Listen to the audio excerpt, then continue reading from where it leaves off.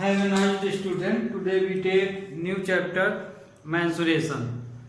तो आपका स्वागत है मेरे YouTube चैनल में।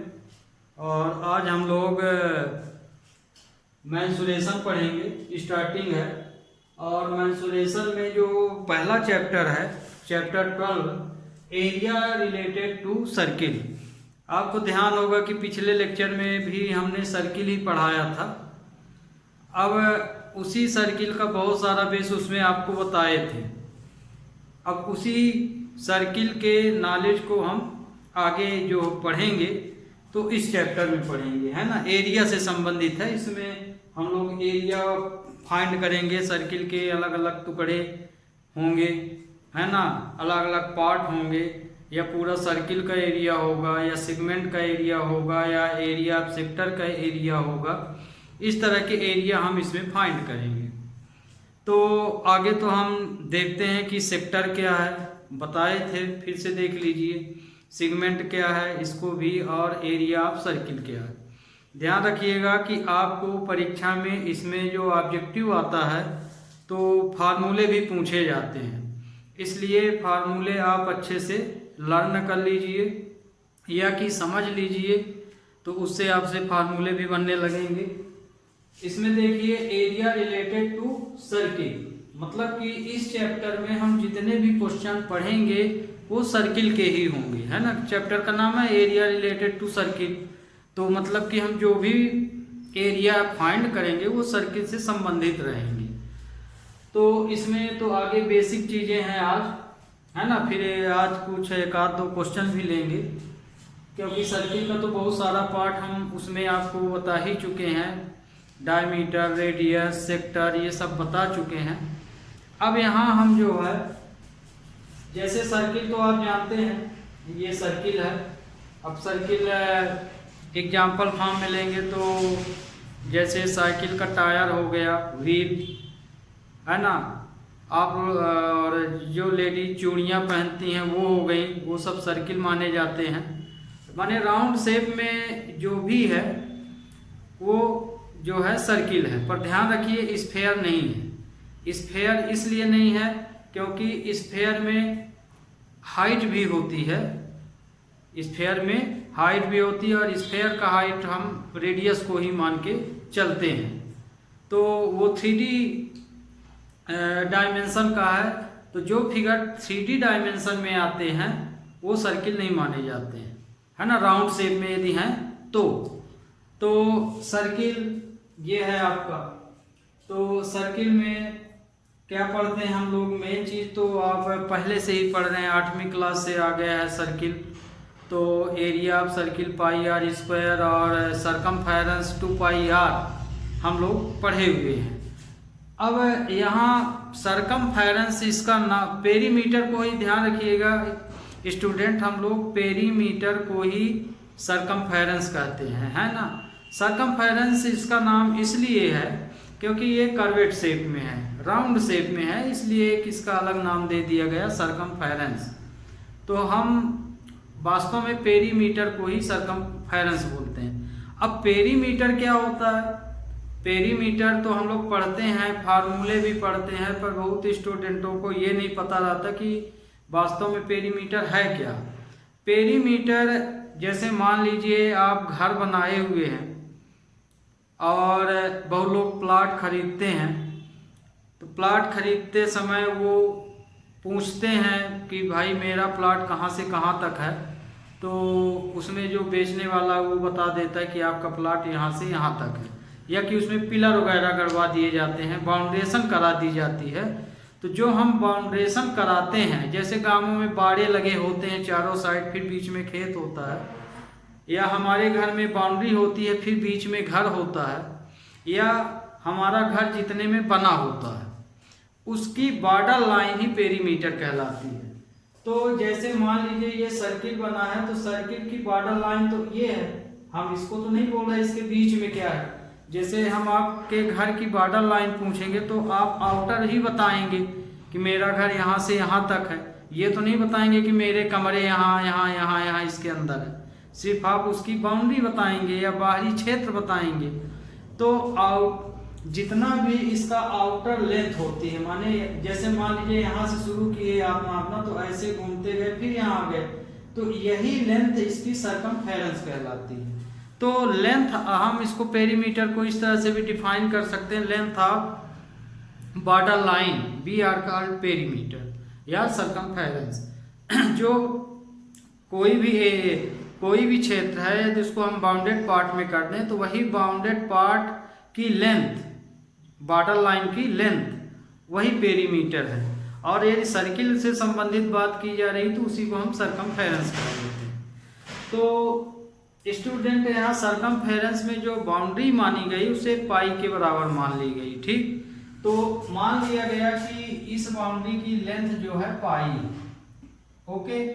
और डायमीटर तो होता ही है, सेंटर से जो निकलती वो डायमीटर कहलाता है, और डायमीटर का आधा रेडियस होता है, या कि रेडियस का डबल डायमीटर होता है। जैसे ये लिखे हैं डायमीटर इक्वल टू 2r या r इक्वल टू d/2। तो यदि हम इसके पूरे बाउंड्री की लेंथ से मतलब कि जो बाउंड्री का लेंथ है, माने बाउंड्री वॉल जो बनी हुई है इसमें जो भी लेंथ हो उस लेंथ का यदि हम डायमीटर से डिवाइड कर दें तो ये वैल्यू पाई के बराबर हो जाती है। किसके इक्वल हो जाती है? पाई की। जैसे सरकमफेरेंस पूरी बाउंड्री की लेंथ अपॉन डायमीटर। तो यदि हम सरकमफेरेंस में डायमीटर का डिवाइड करते हैं तो मान लिया गया कि ये वैल्यू पाई के इक्वल होती है ना। तो ये पाई की इक्वल यदि हो गई तो मतलब कि इसकी बाउंड्री का डायमीटर के साथ जब हम डिवाइड करते हैं तो जो वैल्यू है आती है वो पाई के इक्वल मान ली गई। तो अब हम यदि इसी को कैलकुलेट करें तो सरकमफेरेंस को सी से डिनोट करते हैं, इसका क्रॉस मल्टीप्लाई यहाँ करेंगे तो ये पाई डी हो जाएगा, और डी की वैल्यू कितनी है? 2r। तो सरकमफेरेंस हो जाएगा 2 पाई r। तो स्टूडेंट आप फार्मूले दो ढंग से याद कर सकते हैं, circumference equal to pi D या कि circumference equal to 2 pi r।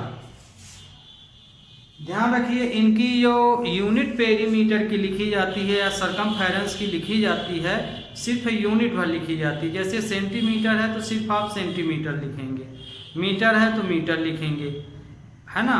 तो इसकी यूनिट में सिर्फ यूनिट भर रहती है, इसकी यूनिट रहेगी ये। अब इसी का यदि हम एरिया निकालते हैं तो सर्किल का एरिया पाई r स्क्वायर होता है। एरिया का मतलब यह होता है कि जो बाउंड्री के अंदर आपका पार्ट बचा है उसकी लेंथ, उसकी नाप। तो उसकी नाप तो भाई कई टुकड़ों में लेंगे तो भी बहुत होगी, छोटे छोटे बना के लेंगे तो पूरी नाप को एक साथ फाइंड करने के लिए जो फार्मूला दिया गया वो दिया गया पाई r स्क्वायर। तो चूंकि जब एरिया निकालेंगे तो इसकी जो यूनिट लिखी जाती है स्क्वायर में लिखी जाती है, स्क्वायर यूनिट। इसकी यूनिट क्या होती है? Square unit. किसी भी पार्ट का यदि आप एरिया फाइंड करते हैं तो उसकी यूनिट हमेशा स्क्वायर के साथ लिखी जाती है। जैसे सेंटीमीटर एरिया फाइंड कर रहे हैं तो लास्ट में जो आंसर लिखेंगे स्क्वायर सेंटीमीटर। किलोमीटर में फाइंड करें तो स्क्वायर किलोमीटर, मीटर में फाइंड कर रहे हैं तो स्क्वायर मीटर या मीटर स्क्वायर, है ना। चाहे आप यूनिट इस तरह से लिखिए, चाहे यूनिट का स्क्वायर लिखिए इस तरह से, तो दोनों ढंग से लिख सकते हैं। चाहे मीटर स्क्वायर लिखिए या स्क्वायर मीटर लिखिए। पेरीमीटर में हमेशा यूनिट भर लिखी जाएगी, एरिया में स्क्वायर लग जाता है, स्क्वायर यूनिट हो जाता है। अब यूनिट का यहाँ मतलब है कि जो जिस तरह का क्वेश्चन आपका दिया गया उसमें जो यूनिट है वो लिखिए। तो यहाँ यूनिट का मतलब ये है, मतलब मीटर है, किलोमीटर है, क्या है। तो एरिया ऑफ सर्किल हो गया पाई r स्क्वायर। तो इतना तो आप पिछले कक्षाओं में पढ़ चुके हैं। इस क्लास में हम लोग अब पढ़ेंगे एरिया से संबंधित जो भी पढ़ेंगे सर्किल के अंदर से। तो area of sector, major segment, minor segment, area of sector. तो एरिया ऑफ सेक्टर तो मान लीजिए इसमें सीधा सीधा है, लेकिन उसी में यदि लिख दिया जाए माइनर सेक्टर और मेजर सेक्टर तो अंतर आ जाता है। तो ये देखिए ये सर्किल ही है, यही इसी का पार्ट है। अब इसमें मेजर सेक्टर माइनर समझिए। आपको पिछले लेक्चर में हम बताए थे कि सेक्टर जो है 2 लाइनों से घिरा पार्ट माना जाता है, उसके लिए 2 लाइन जरूरी है। तो जैसे और हमेशा सेंटर से ही इसको कट करते हैं। तो मान लीजिए ये सेंटर है, इससे 2 भाग ये अलग किए, तो इस सर्किल के 2 टुकड़े हुए। कैसे 2 टुकड़े होंगे? जैसे मान लीजिए ये सर्किल बना हुआ है, ये सर्किल है मान लीजिए। अब इस सर्किल को यहां से जब हम अलग कर देंगे तो इसके 2 पार्ट बनेंगे। एक पार्ट आपका ये वाला ऐसे, तो ये यही पार्ट 2 हो जाएंगे। तो ये देखिए 2 लाइन से इसके 2 टुकड़े हुए हैं, तो ये वाला माइनर हो जाएगा, ये जो बच गया ये मेजर हो जाएगा। तो इसमें देखिए ये वाला आपका माइनर सेक्टर हुआ, ये मेजर हुआ। तो सेक्टर हमेशा 2 लाइन के अंदर प्रेजेंट होता है ना, उस भाग को हम सेक्टर बोलते हैं। और सेंटर से इसको कट किया जाता है। तो ये माइनर सेक्टर होगा, ये मेजर सेक्टर होगा। अब ये तो आपको पता है कि सर्किल जो है राउंड शेप में होता है ना, पूरा गोल। तो आप पिछले कक्षा में पढ़ चुके हैं कंप्लीट एंगल। तो कंप्लीट एंगल 360 का होता है। तो चूंकि हम सर्किल से रिलेटेड इसमें क्वेश्चन पढ़ रहे हैं, इसके अंदर हम कोई चाहे जितने टुकड़े करें सर्किल से निकले हैं, तो निश्चित है कि इसमें एंगल कहीं ना कहीं भाग लेगा क्वेश्चन को सॉल्व करने में। तो जैसे ये 360 का एंगल बनाता है, तो इसमें हम किसी सर्किल के एक पार्ट के हिस्से का एरिया निकालते हैं। जब उस पार्ट को हम सेंटर से अलग कर देते हैं तो इसका एरिया क्या हो जाता है? Area of sector theta upon 360। Theta upon 360, theta मतलब कि पूरे सर्किल का जो एंगल है, कंप्लीट एंगल है, तो 360 का सर्किल हमेशा 360 का एंगल बनाएगा पूरा, उसी को हम कंप्लीट एंगल बोलते हैं। थीटा जब आप सेंटर से इसको अलग करेंगे तो ये कहीं ना कहीं थीटा बनेगा, तो एंगल से रिलेटेड हो गया। तो जब इस थीटा का पूरे एंगल से डिवाइड करेंगे, माने थीटा अपान 360 का डिवाइड करेंगे और सर्किल के एरिया से इनटू कर देंगे, तो एरिया ऑफ सेक्टर निकल आएगा। तो थीटा अपान 360, तो एरिया ऑफ सेक्टर का फार्मूला क्या हुआ? Theta upon 360 into pi r square. ये एरिया ऑफ सेक्टर का फार्मूला हुआ। चाहे वो सेक्टर छोटा हो चाहे बड़ा, आपको एरिया ऑफ सेक्टर फार्मूला यही निकालना है। ओके, यहाँ पे बहुत बच्चों की ये डाउट हो जाएगा कि माइनर है कि मेजर सेक्टर है, तो फार्मूला कौन सा लगाऊं? तो फार्मूला ध्यान रखिए यही चलेगा, चाहे मेजर हो चाहे माइनर। तो ए मेजर सेक्टर हो या माइनर सेक्टर हो, फार्मूला यही रहेगा। थीटा बदलता है तो थीटा आप यहाँ बदल देंगे। जैसे मान लीजिए माइनर का निकाला, तो माइनर का मान लीजिए हमने माइनर सेक्टर का थीटा 60 है, मान लीजिए वैल्यू 60 है, तो यहाँ 60 रखेंगे तो ये माइनर सेक्टर निकल आएगा।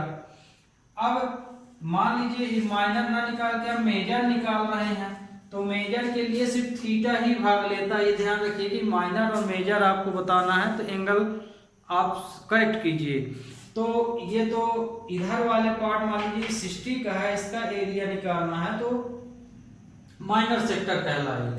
मेजर सेक्टर निकालना है तो 360 से जो एंगल दिया जाए, मान लीजिए यहाँ का एंगल दिया, ऊपर का नहीं दिया है, तो 60 को माइनस कर दीजिए, जो भी एंगल आए 300 आया, तो 300 अपान 360 जब यहाँ रख देंगे तो वो मेजर सेक्टर हो जाएगा। तो माइनर मेजर दोनों के लिए यही फार्मूला यूज होगा, थीटा की वैल्यू बदल जाएगी।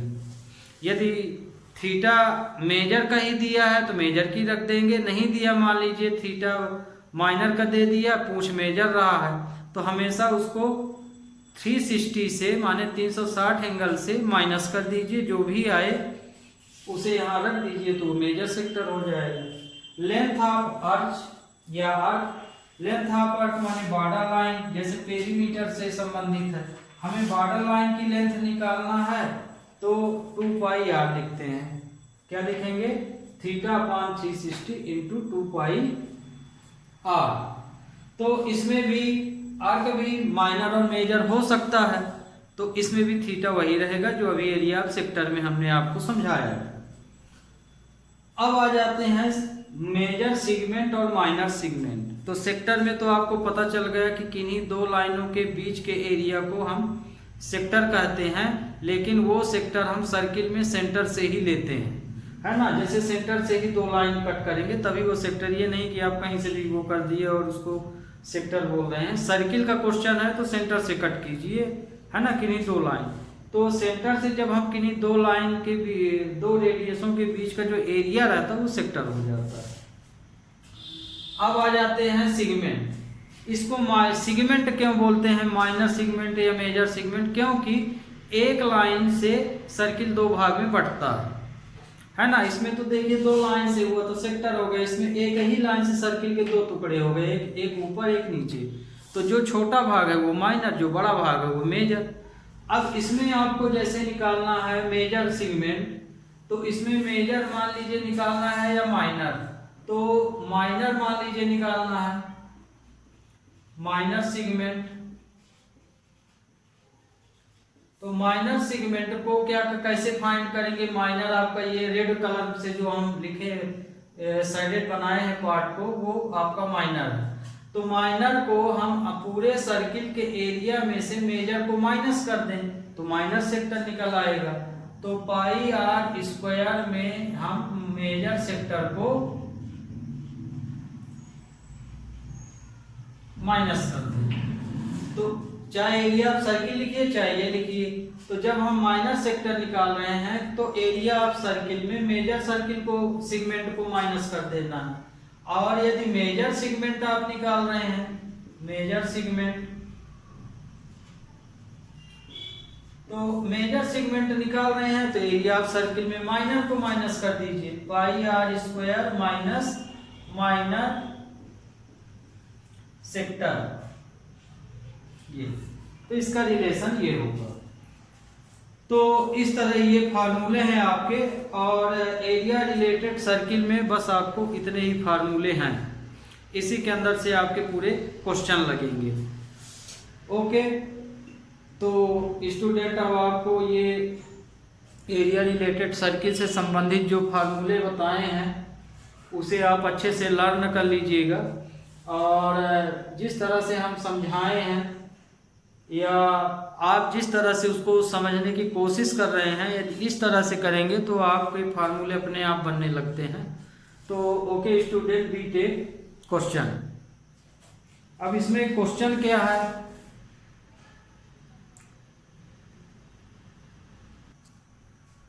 अब जैसे ये क्वेश्चन लिए तो इसमें भी हम आपके इम्पॉर्टेंट क्वेश्चन ही लेंगे, और इम्पॉर्टेंट का मतलब ये नहीं कि बहुत सारे क्वेश्चन एक्सरसाइज से छोड़ देंगे। जो क्वेश्चन 4 नंबर लायक रहेंगे या 3 नंबर लायक रहेंगे इस साल के ब्लूप्रिंट के अनुसार, उन्हीं को लेंगे। तो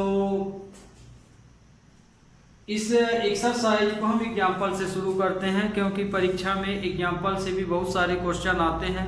तो ध्यान रखिएगा, एक्सरसाइज के अलावा आपको बुक के एग्जाम्पल भी पढ़ना है, और ये देखना है कि यदि क्वेश्चन की लेंथ बहुत बड़ी हो जाती है और आप इम्पॉर्टेंट के अनुसार पढ़ रहे हैं क्वेश्चन, तो बहुत बड़े क्वेश्चनों को बड़े आराम से छोड़ सकते हैं।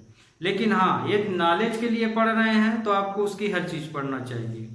ओके, तो ये देखिए आपके बुक के एक्सरसाइज 12.1 से जो एग्जाम्पल इम्पॉर्टेंट है आगे हम उनको पढ़ा रहे हैं, उसके बाद फिर एक्सरसाइज में आए। तो एग्जाम्पल जैसे इसमें हम फर्स्ट लिए हैं, ध्यान रखिएगा कि एग्जाम्पल यहाँ फर्स्ट सेकंड हम अपने अनुसार लिख रहे हैं, आप बुक में देख लीजिएगा। जैसे बुक में ये एग्जाम्पल नंबर 2 में दिया है, पर हमारा ये एग्जाम्पल फर्स्ट है। Find the area of sector of a circle with radius 4 centimetre and angle 30 degree. Also find area of major sector. Area देखिए सेक्टर बोला है और फिर बोल दिया है मेजर सेक्टर। तो अब यहाँ ये कंफ्यूजन होता है कि सेक्टर क्या है, मेजर सेक्टर क्या है। तो एंगल तो 30 का दे रहा है, तो मेजर सेक्टर का मतलब यहाँ पे ये हुआ कि 30 से एंगल भी बड़ा होगा आपका, तो 90 के अंदर पूरे बन रहे हैं तो वो सब माइनर में चले जाएंगे, 90 से ऊपर जितने जाएंगे तो 180 से ऊपर चले जाएंगे तो वो मेजर में आ जाएगा। तो और यहाँ पाई की वैल्यू 3.14 यूज करना है। पाई की वैल्यू आपको पता है दो तरह से हम लोग लिखते हैं, 22/7 एंड डेसिमल फॉर्म में लिखेंगे तो 3.14। ओके, तो अब आगे तो इसका फिगर देखिए, फिगर के अनुसार इसको समझिए। तो इसमें जैसे एक सर्किल है, ये सर्किल लिए, अब इस सर्किल में एक सेक्टर आपको बना लेना है। तो मान लीजिए हमने ये सेक्टर बना लिया ए बी, तो ये पार्ट आपका दो सेक्टर बने, ये वाला माइनर हुआ, ये वाला मेजर। अब इसका जो एंगल दिया है, देखिए एंगल 30 से ज्यादा बड़ा लग रहा है, इसको थोड़ा हम ऐसे कर देते हैं। तो एंगल ये थीटा जो है कितने का दे दिया है, 30 का दे दिया है, 30 डिग्री का। तो 30 दिया है तो मतलब एक्यूट एंगल ऑब्ट्यूज तो आप ऑलरेडी पढ़ते हैं, और लेकिन एक्यूट ऑब्ट्यूज से नहीं मतलब है। ये 30 दिया है तो मतलब ये यहाँ से सेक्टर आप फिगर बना लेंगे तो स्मॉल सेक्टर हो गया, ये मेजर हो गया। तो given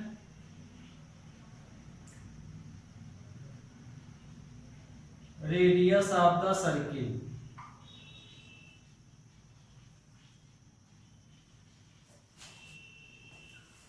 R equal to 4 centimeter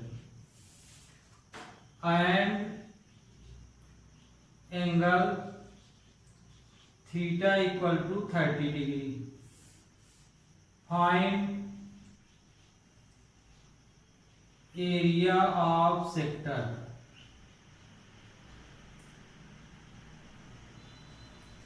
तो यदि क्वेश्चन में एरिया ऑफ सेक्टर हल लगा है तो आपको चिंता करने की कोई जरूरत नहीं, न सोचने की जरूरत है। सीधे थीटा के स्थान पे जो भी फार्मूला याद करेंगे, थीटा के स्थान पे 30 रख देंगे और कैलकुलेट करेंगे, जो भी वैल्यू आएगी वो एरिया ऑफ सेक्टर ही कहलाएगी। तो यहाँ पे एरिया ऑफ सेक्टर का फार्मूला क्या होता है, area of sector theta upon 360 into pi r square होता है। इसमें आप वैल्यू रख दीजिए। तो वैल्यू यहाँ पे थीटा की वैल्यू 30 है तो थीटा के स्थान पे 30 रख दीजिए। थीटा की वैल्यू 30 अपॉन 360, ये पाई की वैल्यू यूज में बोला है 3.14, इसको यूज कर लिए। आर की वैल्यू कितनी दी गई है, 4 सेंटीमीटर, तो ये 4 का स्क्वायर हो गया। अब इसको कैलकुलेट कर दीजिए, जो नंबर कटे कट कर लीजिए। तो ये देखिए 3/360 3.14, ये 16 आ जाएगा। अब कट आप अपने अनुसार यहाँ पे इसको सॉल्व कर सकते हैं। तो इसको जब आप सॉल्व करेंगे या इसका इसमें डिवाइड कीजिए या पूरे का इंटू करके इससे डिवाइड कर लेंगे तो जो भी वैल्यू आएगी एरिया ऑफ सेक्टर आएगा। तो इसमें जो आएगा तो 12.56 अपॉन, इसमें देखिए आप कैलकुलेट में लिखे दे रहे हैं, आप इनको कट करके देख सकते हैं। 12.56 आएगा अपॉन 3। अब सेक्टर निकाल रहे हैं तो ये सेंटीमीटर स्क्वायर, इसकी यूनिट लिखना बहुत जरूरी है, ध्यान रखिएगा। इसे डेसिमल फॉर्म में भी कन्वर्ट कर सकते हैं। तो डेसिमल फॉर्म में आर करके area of sector equal to, मान लीजिए इसका डिवाइड करेंगे तो 4 पॉइंट समथिंग कुछ आएगा, है ना, ये आएगा। तो ये आपका एरिया ऑफ सेक्टर में ध्यान रखिएगा, इसमें यूनिट लिखना बहुत जरूरी है। तो 4.919 सेंटीमीटर ये आपका आंसर आ गया। अब ये तो हो गया, एरिया ऑफ सेक्टर निकाला है, लेकिन ये बोला है कि find the area of major sector. Major sector निकालना है यदि आपको तो दो तरह से निकाल सकते हैं। एक पहला तरीका है कि एरिया ऑफ सर्किल में एरिया ऑफ सेक्टर जो आप निकाले हैं उसको में से माइनस कर दीजिए, तो आपको यहाँ पे मेजर सेक्टर या माइनर सेक्टर मिल जाएगा, जो भी सेक्टर आप निकालें। दूसरा तरीका भी हम फार्मूला जब समझा रहे थे तो बताए थे कि थीटा बदल दीजिए, इसको 360 से माइनस कर देंगे तो डायरेक्ट उत्तर निकल आएगा। तो इसमें इसका हम सेकंड पार्ट, पहला पार्ट ये था, ये पूछा गया था, सेकंड पार्ट इसी का area of major sector equal to theta upon 360 into pi r square. Formula हम यही यूज कर रहे हैं, पर आप यहाँ पे थीटा के स्थान पे, इसके स्थान पे 360 माइनस थीटा भी कर सकते हैं, है ना। लेकिन आपको पता है कि जो भी एंगल दिया है, जो हम फाइंड कर लिए हैं, उसको यदि हम माइनस कर दें 360 से तो एंगल निकल आएगा। हियर थीटा 360 माइनस 30 तो आ जाएगा 330। तो अब यहाँ पे इससे यही इसी तरह ये भी क्वेश्चन, अब थीटा में जैसे आप 30 लिखे थे, अब थीटा के स्थान पे 330 रख दीजिए और सॉल्व कर दीजिए क्वेश्चन को, तो जो आंसर आएगा वो मेजर का आएगा।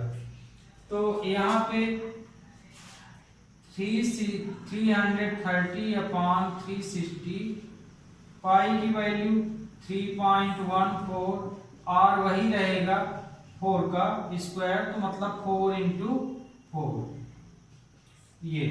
तो इसको भी जब आप सॉल्व करेंगे तो ये आएगा 46.1 सेंटीमीटर स्क्वायर ये। तो ये आपका आंसर हो गया सेकंड नंबर। तो इस तरह से आप क्वेश्चन को सॉल्व कर सकते हैं। Okay student, we take next question.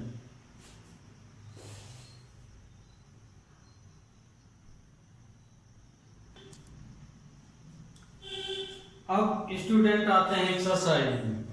तो 12.1 एक्सरसाइज में आपका एक ही क्वेश्चन इंपॉर्टेंट था जिसे हमने बता दिया।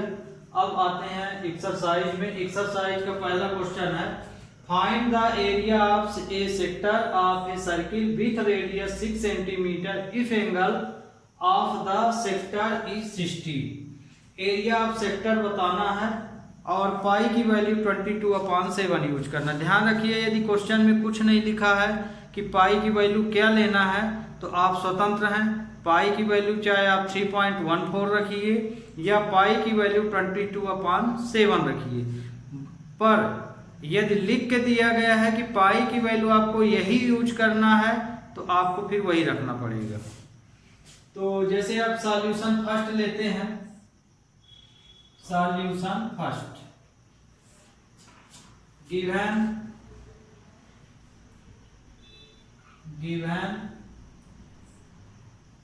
Radius of the circle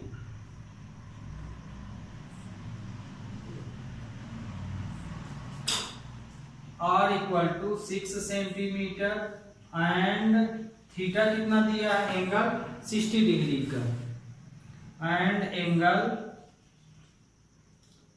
theta equal to 60 degree. तो we know that area of sector क्या होता है, we know that area of the sector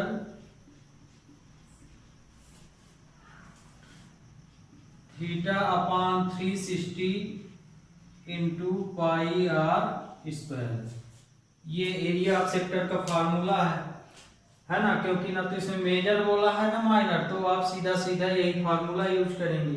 तो थीटा की वैल्यू हम यहाँ पे कितनी रख सकते हैं, 60 दिया गया है, तो 60/360।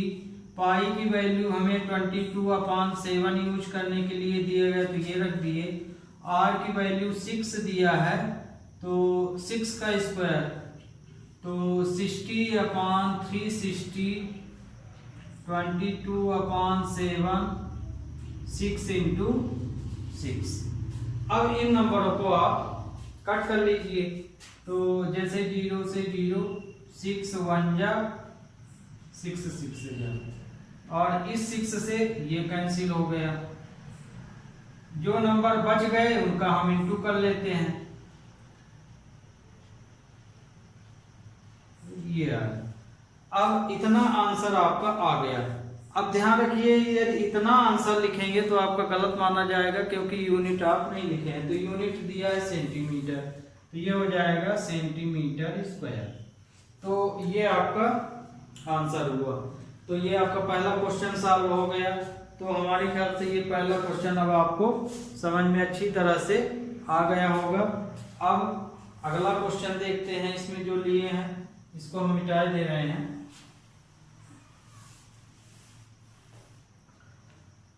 क्वेश्चन नंबर सॉल्यूशन सेकंड है, इसको हम सॉल्व कर रहे हैं। फर्स्ट को सॉल्व कर दिए हैं, तो अब लिखने की कोई आवश्यकता नहीं। अब इसमें देखिए quadrant, find the area of quadrant. Quadrant का मतलब आगे समझ लीजिए। जैसे ये सर्किल है, अब सर्किल में को यदि हम डायमीटर के द्वारा, 2 डायमीटर के द्वारा बंटवारा करें तो इसमें कुल 4 भाग होते हैं, 1 2 3 4। तो इसके 4 टुकड़े, क्वाड्रेंट का मतलब होता है 4। तो यहाँ पे तो मतलब कि एक हिस्सा इसका 1/4 होगा। कितना होगा? 1/4। तो इसको हम बोलते हैं क्वाड्रेंट। तो मान लीजिए एरिया क्वाड्रेंट निकालना है, सर्किल से संबंधित है, तो एरिया ऑफ सर्किल में आपको 4 का डिवाइड करना है। यदि सेमी सर्किल की बात हो रही कि area of semi circle find कीजिए, तो सेमी का मतलब है आधा, तो मतलब 2 का डिवाइड कीजिए। क्वाड्रेंट की बात हो रही तो 4 का डिवाइड कीजिए, ये ध्यान रखिएगा। तो यहाँ क्वाड्रेंट बोला है, तो यहाँ हमें एरिया ऑफ सर्किल में 4 का डिवाइड करना पड़ेगा।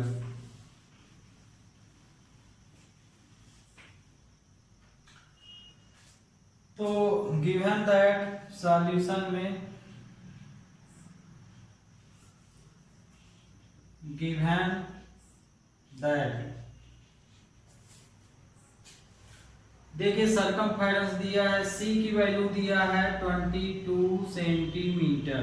सरकमफेरेंस 22 सेंटीमीटर दिया है और कुछ नहीं दिया है। तो मतलब ये, और निकालना क्या है? एरिया क्वाड्रेंट निकालना है। तो सरकमफेरेंस की वैल्यू तो दी है, तो हम सरकमफेरेंस का आइडेंटिटी यूज कर लें और उसकी मदद से हम पहले रेडियस फाइंड कर लें और फिर क्वाड्रेंट फाइंड कर लें। तो हेंस, तो एरिया सरकमफेरेंस क्या होता है? We know that C = 2πr होता है। अब इस आइडेंटिटी में C की वैल्यू रख दें, तो C की वैल्यू क्या है? 22।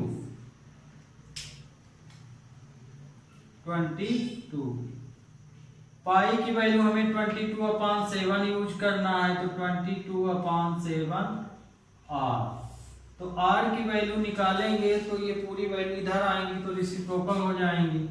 22 × 7, 2 × 22, ये इससे कैंसिल। तो r की वैल्यू क्या आई? 7/2 centimetre.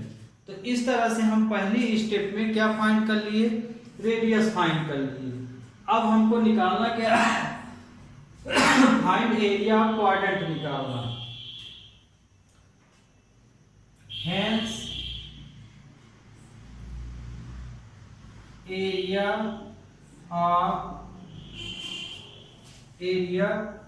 Quadrant of the circle,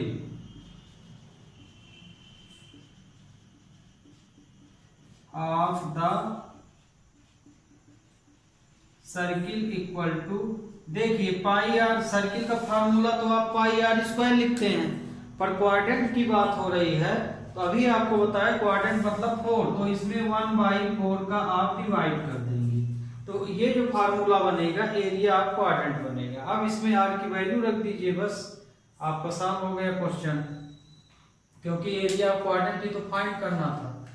तो ये हो जाएगा, इसलिए area of quadrant of the circle 1/4 into 22/7। R की वैल्यू कितनी निकाले हैं, 7/2, तो 7/2 का होल स्क्वायर है ना, आर की जगह लिखेंगे तो 1/4 इंटू 22/7 इंटू 7/2, 7/2, चाहे 2 टाइम्स लिखिए या इंटू कर दीजिए, 49/4 भी लिख सकते हैं।